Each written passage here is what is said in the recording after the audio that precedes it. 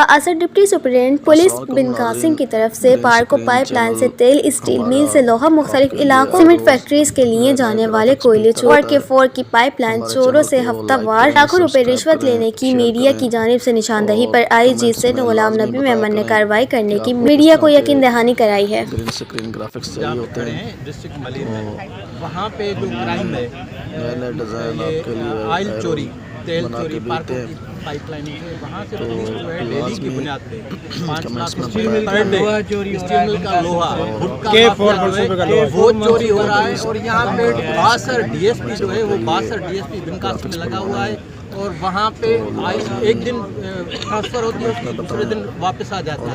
आप क्या कहेंगे सवाल सर? गुट के हवाले से फोर्स के गवर्नमेंट ऑफ सिंध ने बड़ी क्लियर डायरेक्शन दी है कि इनके खिलाफ एक्शन लिया जाए, तो हम उनके खिलाफ एक्शन ले रहे हैं। अगर कोई पुलिस ऑफिसर देखें, आप एक इंडिविजुअल डीएसपी की बात कर रहे हैं या किसी पुलिस ऑफिसर की बात कर रहे हैं, मैं आपको यकीन दिलाता हूँ कि सिंध पुलिस, सिंध डिपार्टमेंट जो मतलब 1,25,000 पुलिस ऑफिसर पे मुश्तमिल है, अगर उसमें कोई ऐसा बंदा या कोई ऐसे चंद लोग आ गए हैं जो क्राइम की पुष्टपनाही करते हैं, तो हम कतई उनको बर्दाश्त नहीं करेंगे। पहले भी हमने उनके खिलाफ कार्रवाई की है। हाँ, अलबत्ता अगर किसी को जिस तरह आपने कहा कि ये रिलीफ मिला है, तो आप मुझे ज़रूर बताएं।